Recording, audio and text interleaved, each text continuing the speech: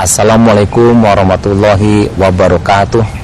Alhamdulillah, wassalatu wassalamu ala asrofil anbiya mursalin wa ala alihi washabihi ajmain, amma ba'du. Pemirsa Parang TV yang berbahagia, kita ucapkan selamat menunaikan ibadah puasa, dan kita juga mengucapkan semoga kita selalu dilindungi oleh Allah SWT dan kita mendapatkan nikmatnya berpuasa di bulan Ramadan. Pemirsa yang berbahagia, saya akan menyampaikan berkaitan dengan ukhuwah Islamiyah, yaitu persaudaraan Islam. Memang kadang-kadang persaudaraan Islam ini menjadi suatu simbol atau sesuatu yang menjadi harapan tapi tidak dalam kenyataan. Tapi saya melihat tetap optimis bahwa umat Islam itu bersatu karena kebersatuan, kebersamaan dan ukhuwah adalah suatu rahmat, suatu nikmat. Dalam Al-Quran juga disebutkan innamal mu'minuna ikhwah fa'aslihu baina akhwaikum wattaqullaha la'allakum turhamun. Sungguhnya orang yang beriman itu bersaudara. Kalau ada selisih, ada beda pendapat, ada beda keinginan dan sebagainya membuat konflik, maka kembalikanlah kepada Allah dan kita islah di antara kita. Semoga kita menjadi orang yang mendapatkan rahmat dari Allah. Rahmat adalah kebaikan, rahmat adalah kasih sayang, rahmat adalah sesuatu yang membuat kita menjadi bahagia hidup. Dan itu Allah sebutkan karena kita berukhuwah, bersaudara. Oleh karena itu suatu keniscayaan, ukhuwah adalah sesuatu yang tidak bisa kita pungkiri. Ukhuwah adalah sesuatu yang harus kita jalani dengan siapapun. Berukhuwah dengan istri, berukhuwah dengan anak, berukhuwah dengan keluarga besar, berukhuwah dengan teman-teman, berukhuwah dengan kerja di kantor dan sebagainya. Bahkan Allah kata fasbahtum bi ni'matihi ikhwana.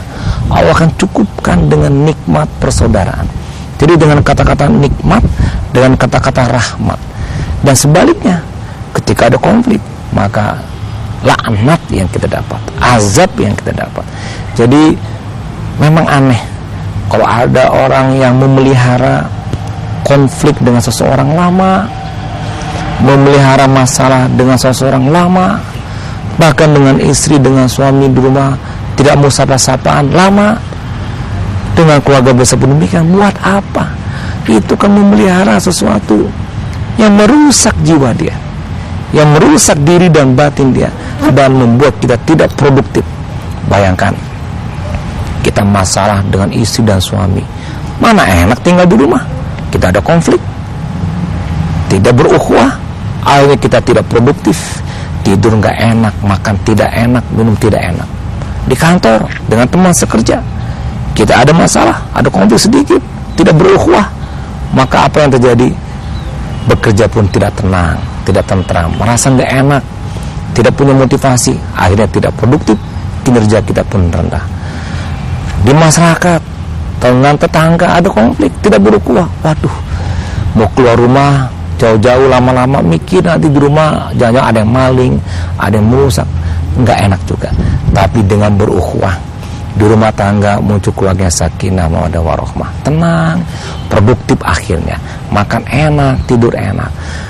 Tempat kita bekerja bersama teman cocok, akur, kompak, bersatu rahim, muncul ukhuwah, maka muncul rahmat dan nikmat, sehingga kita di kantor pun berkinerja produktif, kerjanya bagus.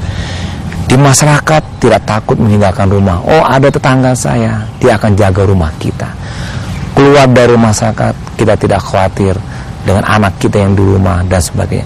Ukhuwah, makanya Allah mewajibkan ukhuwah, suatu keniscayaan, mendapatkan rahmat, la'allakum turhamun, mendapatkan kenikmatan fa'asbahtum bi ni'mati ikhwana, dan kemudian banyak lagi manfaat yang kita rasakan. Tapi sebaliknya, kita konflik, kemudian kita akan rusak jiwa kita. Pemirsa yang berbahagia, mungkinkah kita hidup tanpa konflik? Jawabannya tidak mungkin.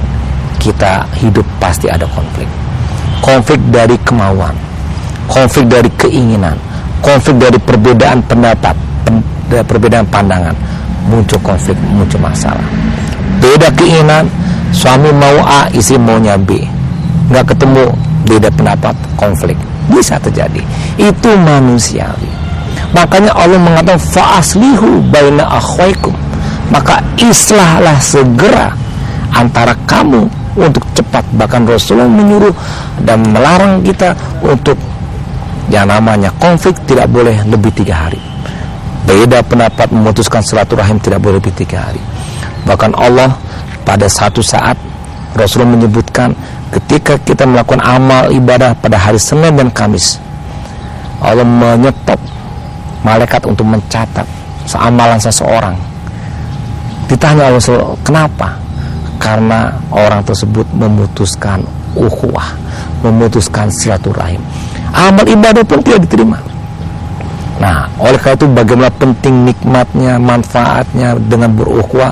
Kita pelihara ukhuwah, dan kalau ada konflik biasa, punya beda kepentingan, beda pemikiran, biasa, namanya manusia. Kita dibesarkan dari keluarga yang berbeda, dari latar belakang pendidikan yang berbeda, memunculkan beda pendapat, beda pandangan. Kita memunculkan lagi karakter yang berbeda karena dari lingkungan keluarga, lingkungan kita bermain berbeda. Ketemu bersama-sama di kantor, bersama-sama di sekolah, bersama-sama di masyarakat, ada interaksi, ada konflik biasa yang tidak boleh berketerusan. Oleh karena kita harus saling memberikan ukhuwah dengan cara pertama ta'aruf, saling mengenal, perbedaan kita kenali, kemudian dari ta'aruf muncul tafahum, saling memahami apa yang terjadi perbedaan tersebut, muncullah ta'awun dan akhirnya takaful. Ta'awun itu menolong, wa ta'awanu al-birri wa taqwa, dalam kebaikan dan takwa, dan at-takaful, senasib sepenanggungan, tingkat yang baik tinggi ketika ukhuwah Islamiyah tercapai, sehingga muncul adanya suatu toleransi kebaikan, dan munculnya ukhuwah akan membuat kita rahmat, nikmat, dan kebahagiaan. Mudah-mudahan kita termasuk hamba Allah yang senantiasa menjaga hubungan silaturahim, apalagi di bulan Ramadan kita perkuat lagi hubungan silaturahim sehingga Allah menerima amal soleh dan ibadah kita. Amin ya rabbal alamin. Sekian, terima kasih. Assalamualaikum warahmatullahi wabarakatuh.